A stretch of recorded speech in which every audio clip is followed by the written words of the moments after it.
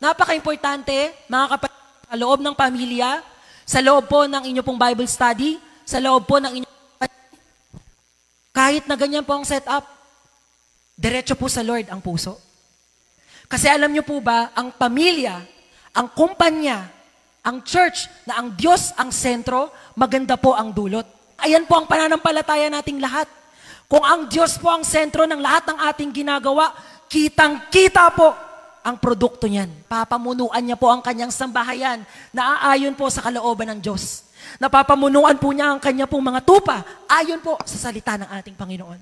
Napapamunuan po niya ang kanya pong mga empleyado, ang kanya pong business, ang kanya pong community, ang kanya pong mga external activities ayon sa salita ng ating Panginoon. Ayan po ang pamantayan natin lahat po nawa dito, na sa ating pong ginagawa, si Lord po ang number 1.